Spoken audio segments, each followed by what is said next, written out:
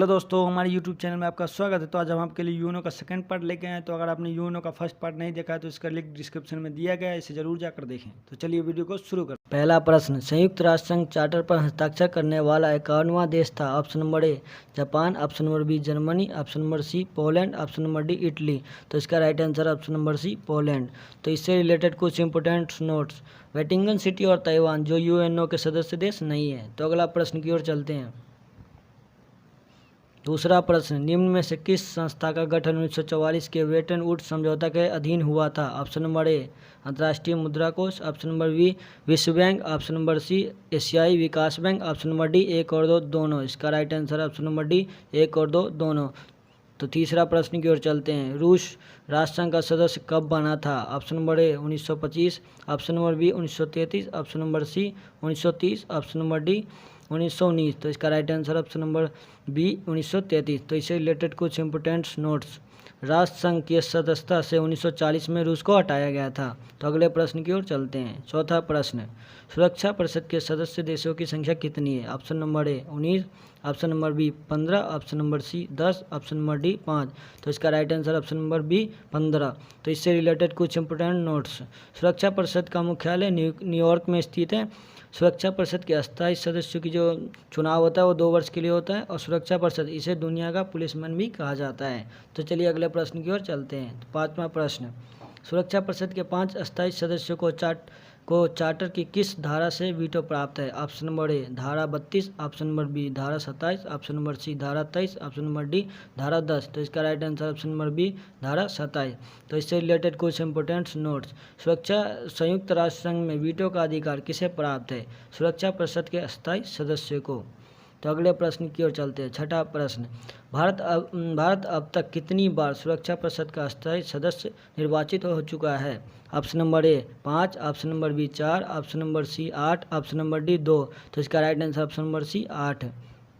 तो अगले प्रश्न की ओर चलते हैं। सातवां प्रश्न, प्रारंभ में संयुक्त राष्ट्र सुरक्षा परिषद के अस्थायी सदस्य की संख्या 6 थी, लेकिन किस वर्ष उसे बढ़ाकर 10 किया गया था। Option number A 1955, option number B 1950, option number C 1960, option number D 1965। तो इसका right answer option number D 1965।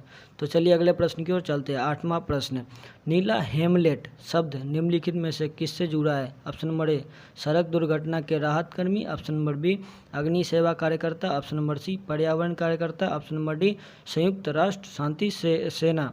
तो इसका right answer option number D संयुक्त राष्ट्र शांति सेना। तो चलिए अगले प्रश्न की ओर चलते हैं। 9वां प्रश्न, महासभा में शांति के लिए एकता प्रस्ताव कब स्वीकार किया गया था। ऑप्शन नंबर ए 22 अक्टूबर 1995, ऑप्शन नंबर बी 1 जनवरी 1985, ऑप्शन नंबर सी 24 अक्टूबर 1945, ऑप्शन नंबर डी 3 नवंबर 1950। तो इसका right answer option number D 3 नवंबर 1950।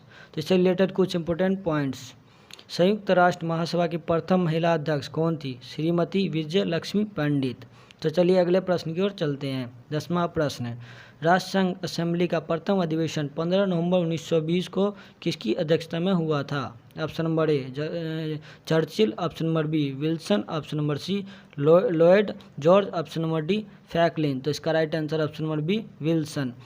तो इससे रिलेटेड कुछ इंपोर्टेंट पॉइंट्स, राष्ट्रसंघ की असेंबली द्वारा क्रमशः 1 अध्यक्ष और 8 उपाध्यक्ष प्रतिवर्ष निर्वाचित होते हैं।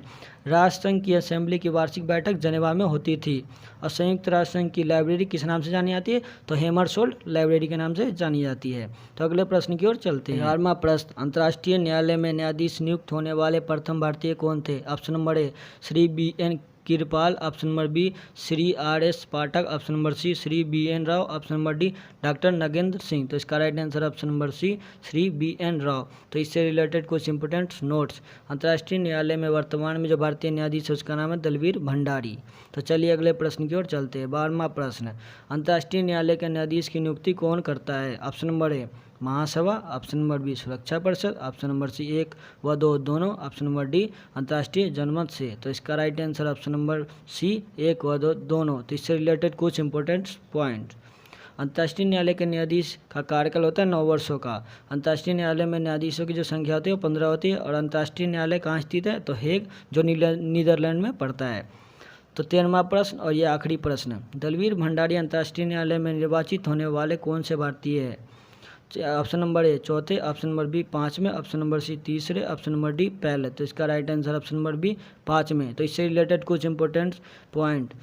27 अप्रैल 2012 को दलवीर भंडारी को अंतर्राष्ट्रीय न्यायालय का न्यायाधीश चुना गया था। तो अगर आपको ये वीडियो अच्छे लगे तो प्लीज़ हमारे चैनल को सब्सक्राइब करें और बेल आइकन को जरूर दबाएं।